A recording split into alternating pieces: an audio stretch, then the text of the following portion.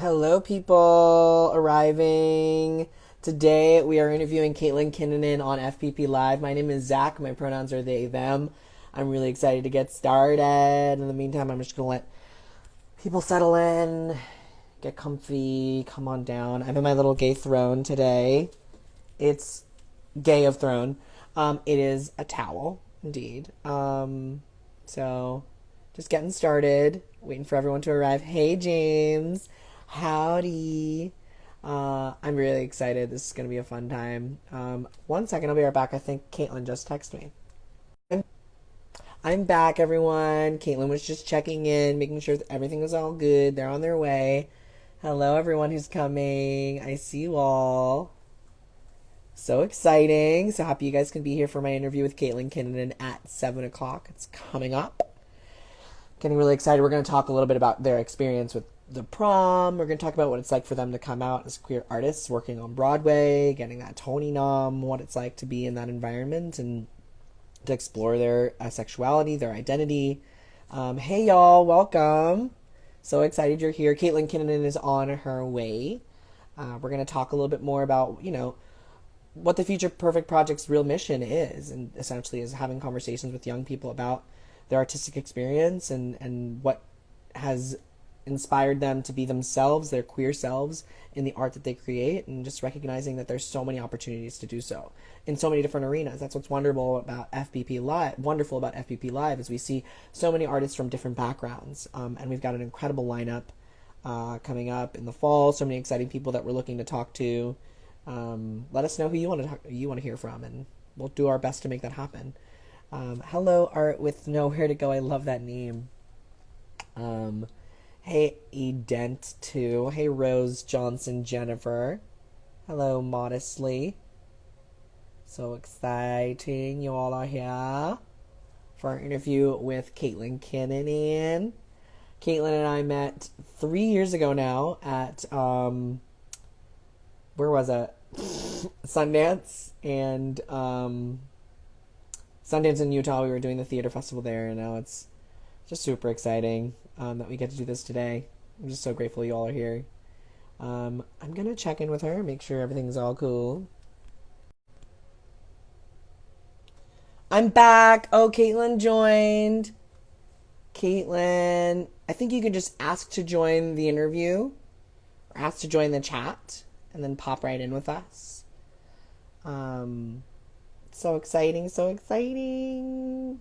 Like I was saying, Caitlin and I met 3 years ago working at the Sundance Theater Lab in Sundance. Oh, Caitlin sent a request to be in your live video. Should I let her in? I will. Oh, goody, giddy. Giddy Zach. Hello.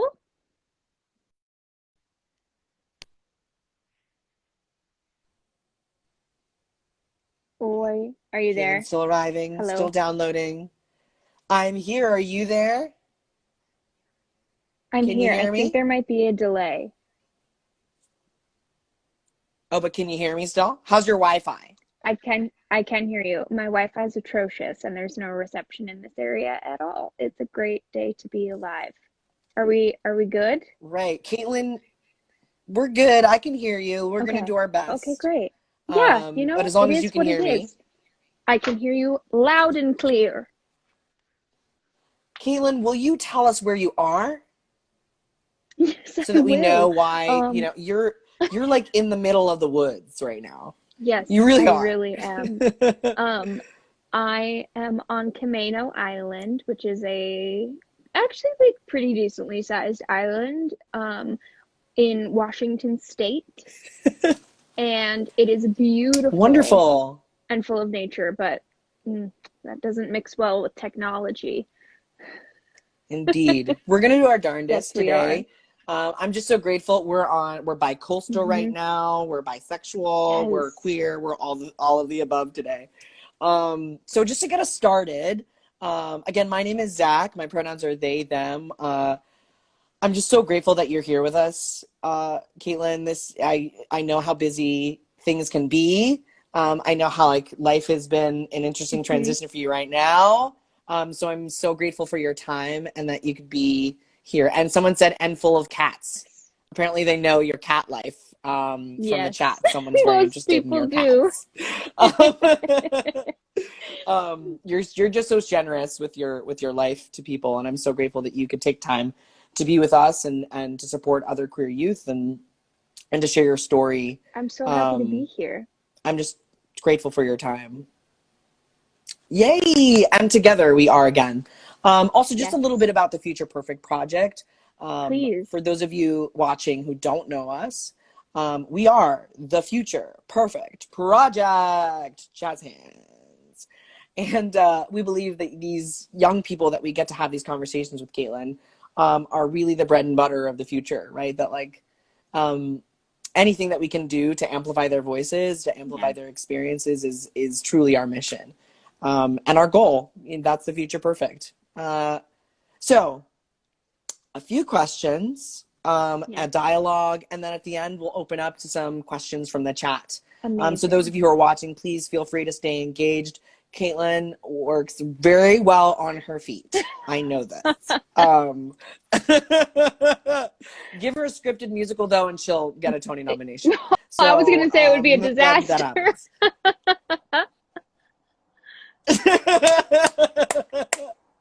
Oh, I love you.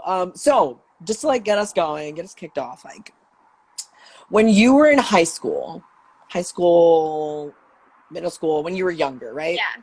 What was it and was there like something out in the world that you were like, this has to change? And what was it? And what did you want to do about it? Ooh, there's a large jet flying over me right now, so forgive me. Um, I think I had an interesting high school experience because I was homeschooled, and I spent a lot of time in what they called like homeschool support groups, which was we would go to an actual school and learn things that were harder to teach at home, but with a bunch of homeschoolers, which sounds like it negates the point of homeschooling, but no. But the people who also were homeschooling in the area that I grew up with really did it for a lot of religious reasons. And they um, really didn't support me being an actor and me being friends with gay people. And I was Mm. considered a rebel. And I didn't realize it at the time. I didn't have the language or the knowledge to identify what that meant to me, but I knew it wasn't right. And I kind of rejected this idea of organized religion very early on, that it's like if if you believe in this higher power and this good in the world and this um, goal of being kind to everyone you meet, how can you judge people who are attracted to the same sex or for that? How can you judge people for loving someone? And I didn't have the like wherewithal of knowing that that's what it was, but I just was like, this doesn't sit right with me. Um, and yeah, it was that. It was like, no, everybody should love everybody, and it should be okay to be who you are. It shouldn't matter. And you sure as heck should not judge other people for what they enjoy. You should not yuck someone else's yum. Say it again louder for the people in the back. I love that, Caitlin, because high school is hard enough, right? There's so many Yes. challenges academically when it comes to looking at what the future is going to look like, and the fact that just paying attention to the needs of people around you, and the having empathy is really what it sounds like you Yes. were able to do, and I'm wondering how that sort of translates into your experience with queerness, because I know you and I have had these conversations Yes. of like sort of being this like nebulous thing. But what was your experience, and when did you first consider yourself a queer person? Whew. You're starting out with the tough ones, I see. Oh, I'm going I real. I'm love it. getting It makes me real. so happy. No, I think it wasn't really ever something I thought about. I grew up in a really open and honest and loving household, so it was never something that I like even really questioned about myself. And then when it did come into like, huh, I wonder if that's a thing I feel, it was very easy for me to be honest and open about it with my family. So like that was never um really a thing, and it let me really who I was whenever I was. So I didn't come out until I was 27 years old. No, 28, 27, I don't know, 27 or 28. Anyway, so I came out very late in life, and it was something that just kind of like fell into place and made sense. It wasn't something that I spent a lot of time like thinking about and making sure that like, oh, well, I have to know whether I'm into this person or not. It's like, no, I feel things for them right now. So I'm going to follow that. I'm going to see what that brings into my life. Mm-hmm. And if it happens to be feelings for a woman or feelings for a man or feelings for whomever, it doesn't matter as long as the feelings are there and as long as they're genuine and kind feelings, So I feel like that's kind Yes, of been yes. my exploration with it. And like, yeah, it happened later in my life, and that's totally okay. And people ask me a lot of the times, like, well, or they don't ask, but they say like, well, I'm 14 and I haven't figured it out yet. What's wrong with me? And it's like, nothing's wrong with you. You just haven't figured it out yet. And that's okay. You can take as long as you need to figure it out. And you can say you're one thing one day and then change your mind and be something else the next day. And it doesn't matter as long as you are being truthful and honest to yourself in the moment and being kind to yourself. That's what matters. Yes, I so appreciate that. And I can identify on a deep level in that, when I came out as non-binary, I for so long had recognized, oh, right, I fit into this box. Mm-hmm. I'm boy and I have to like men. That makes me gay. And something that I recognized as I came out as non-binary, which you've done such an amazing job at transitioning your pronouns with me, and I just want to acknowledge that. Because you knew me before I You used have they them been pronouns. I So will say you have been very forgiving in my journey of learning your pronouns and adjusting to it, because it is difficult when I have known you for so long and known you as this one thing. It's just ingrained in me. It's not that I don't respect who you are or what you are doing with your life right now. Of course I do. It's just like you've memorized something and your brain has an issue getting it out. So I slip up sometimes, but you are very forgiving and kind and wonderful, and I hopefully catch myself most of the time, and if not, you're like, hey, you and do, that's you it. do. And the thing too, yeah, the thing that I recognize too is like it's a shift for society, a shift for our Yeah. friends and family, and I really respect that. And something that I've noticed about myself as I came out as non-binary was like, wait, I don't only have attraction to men, right? So like, so why do I have to put myself in this Yeah. box? I love that you said that about my box can change, like it can change Your from day box to can be day, whatever shape you want it to wherever I be. am. Hmm. I don't know what We that might have to means, take but that to like an FPP writers session of like, okay, you're loading oh again. You're download. no, I can still Oh, hear there you. you I are. can hear you. I was gonna say we should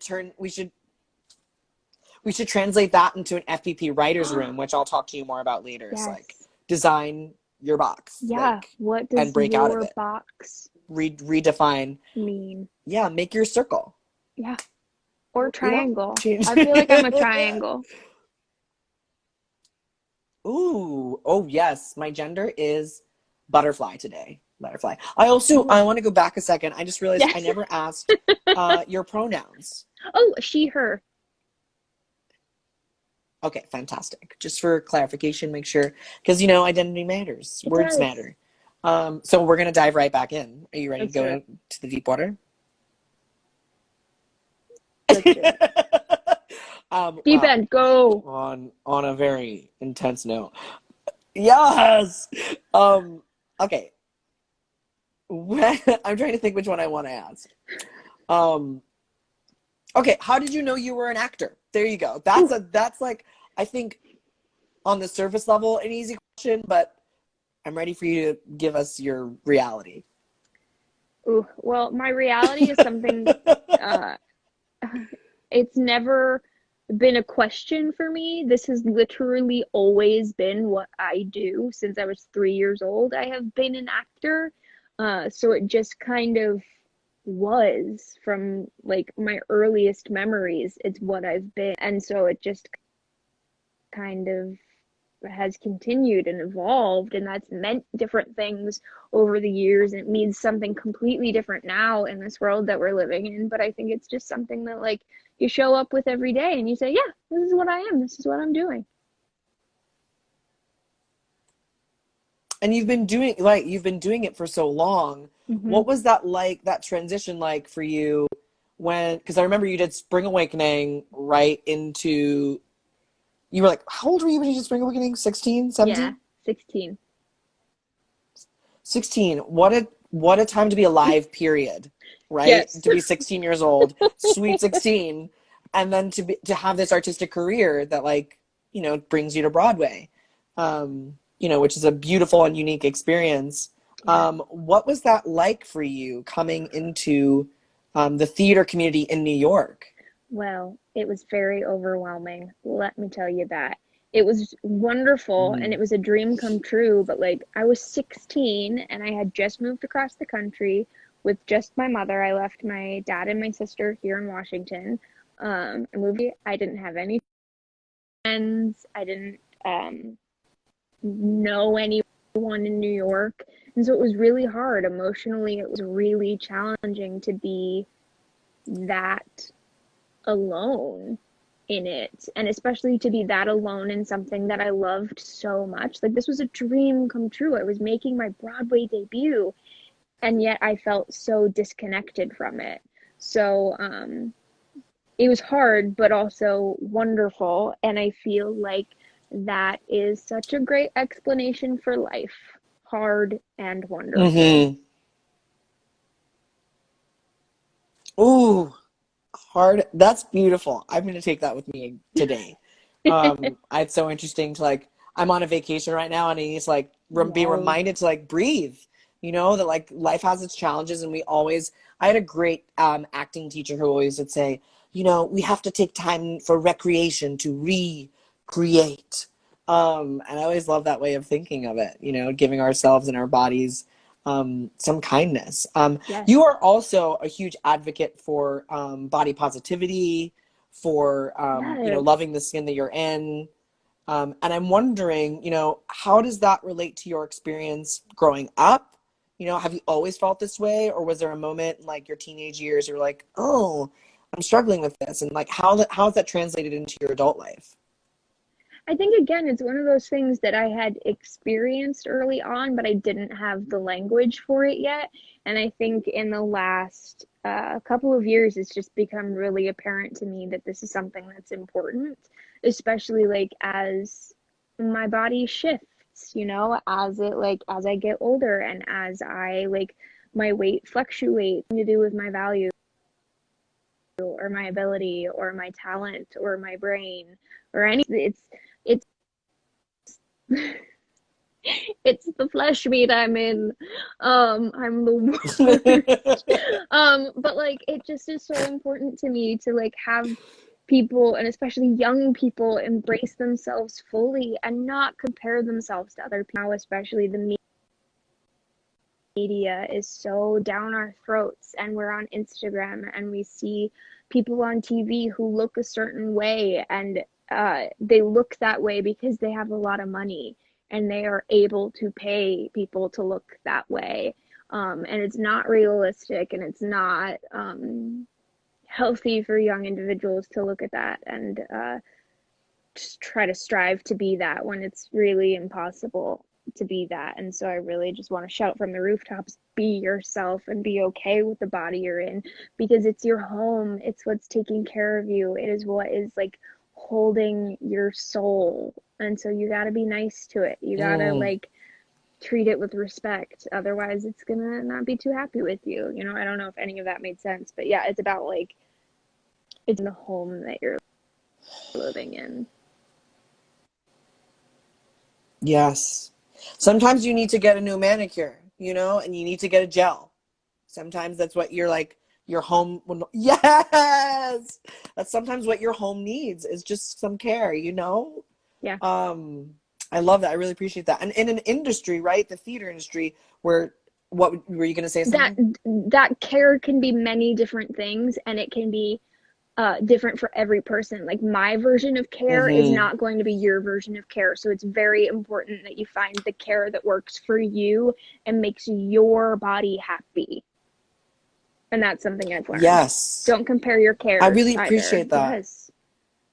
Yeah, because the way right, there's so many ways we can do it. Maybe it's reading a book, Hmm. maybe it's making a painting, maybe it's singing a song. I love that. And it changes everyone's shape, changes or is different. I love that. Yep. Um, I was gonna ask because the entertainment industry, right, the theater industry, uh, the arts industry is so there are a lot of there's a lot of attention played to how you look, how you act, how you're perceived.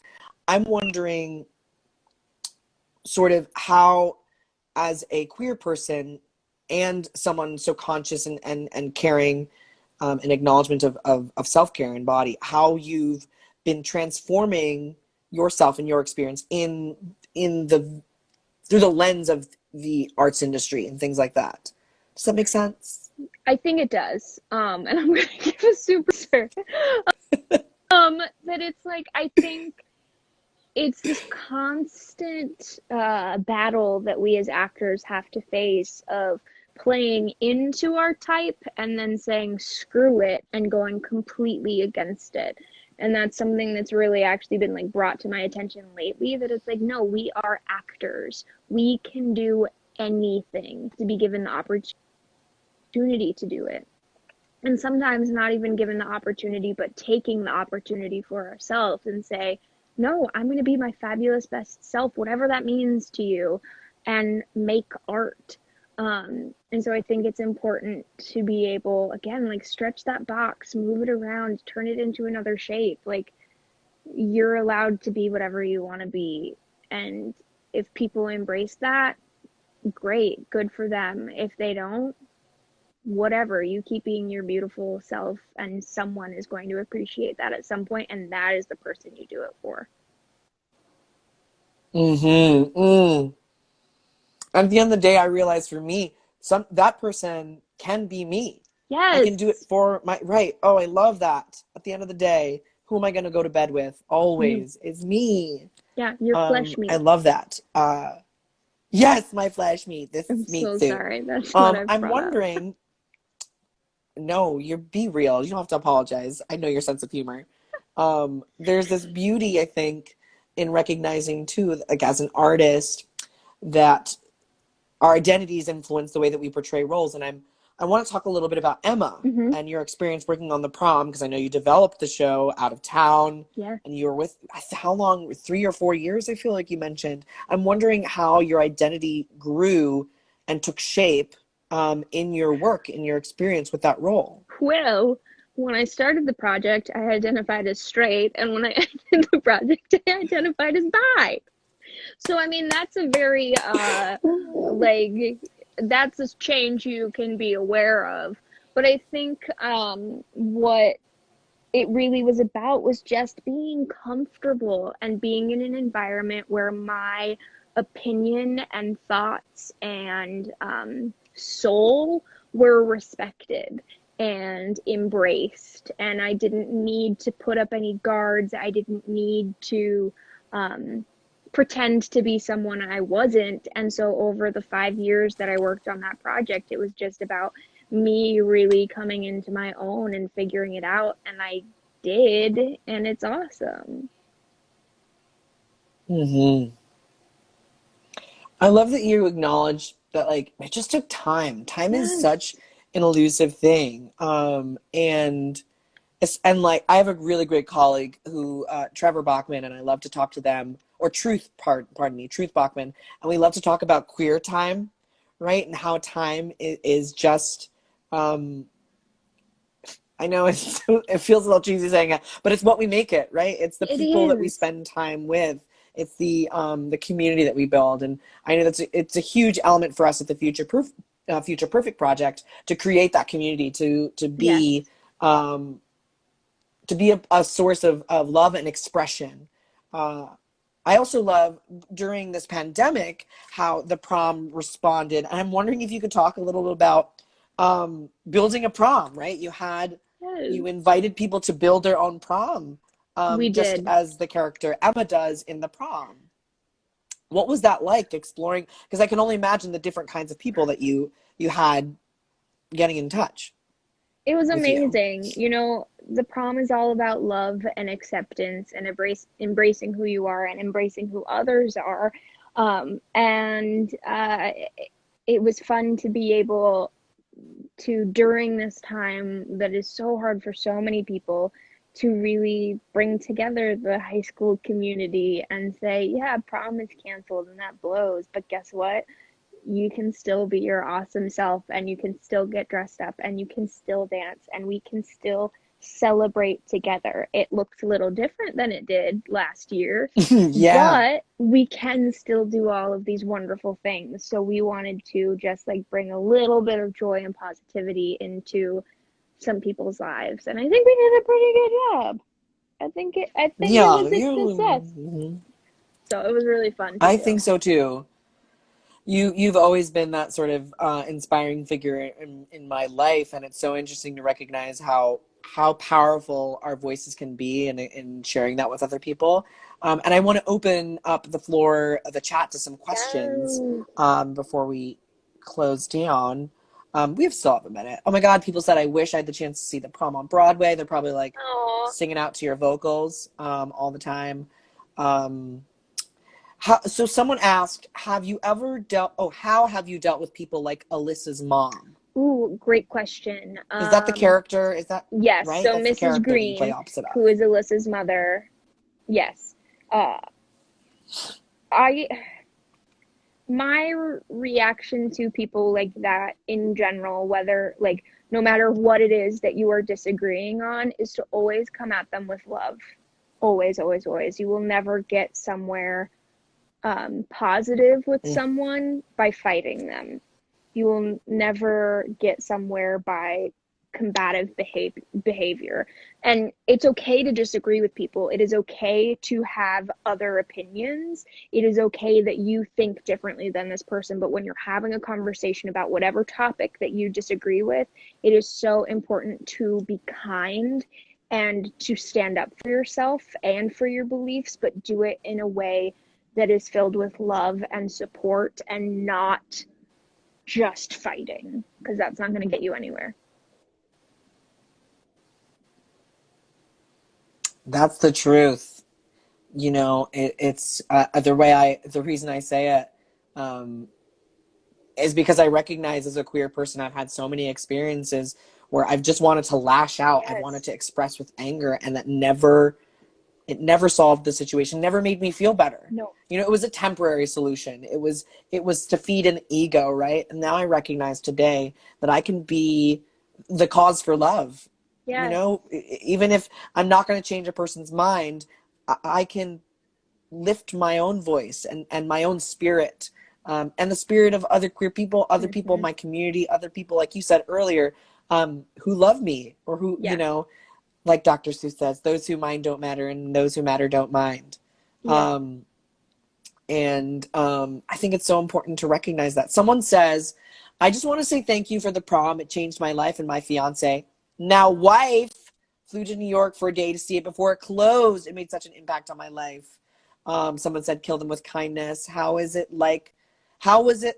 I guess this is a big question, but like to play a character like Emma, a queer youth who's being, rejected by their community and being forced to, they're not going to have the prom, or this dilemma about Mm-hmm. having a prom, and then these huge characters come in. What is it? What was it like to play that role on Broadway, and to get nominations? Which I know I say a lot, but I'm just very proud of you. That's why I say it. It was a huge responsibility, and I took it really seriously because she's a real character. It's a character that like people have actually been through, minus the Broadway shenanigans. Kids go through that every year. That is a real struggle that people face. And so I wanted to treat it with respect and with honesty and with kindness and not um, make her a stereotype. And she wasn't one. And so it was just really important for me to lead with honesty with her. And I think I was able to do that. And that felt really good. And it let me connect with all of these people who had been through similar things and relate to them and to tell their story and to have these wonderful open conversations with them. It's been the greatest gift of my life. Oh, that warms my heart. It makes me really excited. I hope you get a chance to look through some of these comments. It's just some Yes. beautiful kindness being shared. And I want to be respectful of your time, so I'm just going to ask one more question. Um, what was it like getting to make history with the first LGBTQ plus kiss at the Macy's Thanksgiving Day Parade? It was really magical, it's something that should have happened a long time ago, but it happened then, and it is good that we got to open that door, and show America that that is a version of love, and that is what love can look like, and then it doesn't matter. It doesn't matter. I love it. And so the last question that I'll ask you Yes. is if you could say something to yourself, give yourself, your high school self, some advice, what would that be? Keep going. Don't give up on yourself. Don't get down on yourself. Don't get discouraged. Life is hard, but life is also wonderful, and you got to take it a day at a time and doing good work and being a kind human being.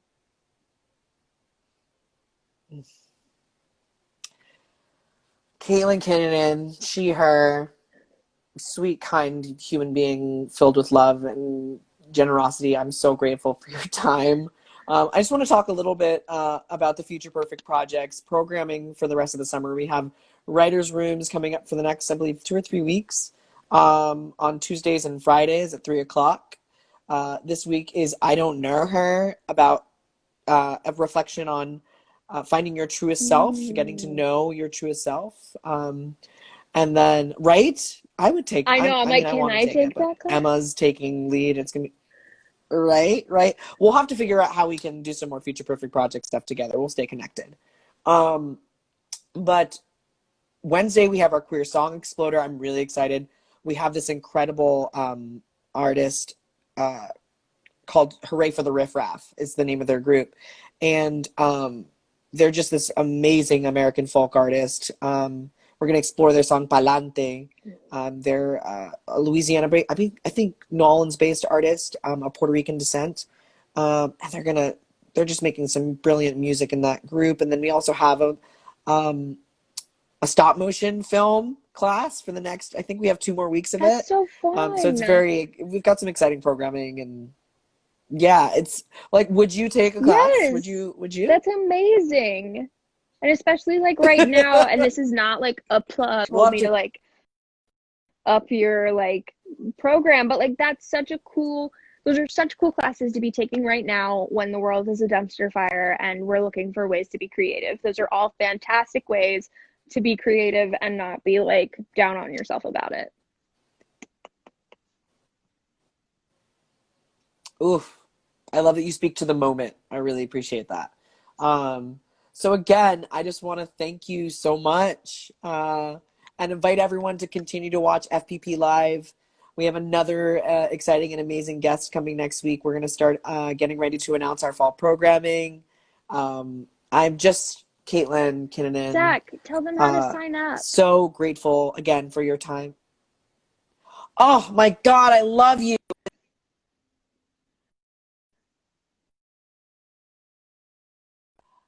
Oh, I love you, Emma. Emma Sarner, of our facilitators and media producers. I love it. So yes, sign up in our bio. You can check out the FEP bio, and it has the link to all of our summer programming. It'll bring you straight to our website, which is very phone friendly. And it'll give you all that information there. You can also reach out to us. You can DM us if you have any questions, and we'll get back to you, direct you to where you need to find that info. At the Future Perfect Project. Follow us, please follow us. Get the word out. Let other teenagers know what's going on, so that we can continue to support each other and build a more perfect future, by creating these safe spaces, by empowering and amplifying these voices that need to be heard. And yours, Caitlin, is a voice that needs to be heard. And I'm so grateful that we could have this dialogue today and just continue to encourage other young people to be themselves and to share the love that you shared today. I'm so grateful. Yes. I love you so much. I'm so happy to be here and having these conversations. Keep them going. Yes. Thank you, my friend. We'll figure it out. We'll get some time together and figure out how we can gets together, I said, with the Future Perfect Project again. This is wonderful. You have a wonderful, wonderful, you're 3 hours behind. So Yes, enjoy the rest of your day. I will.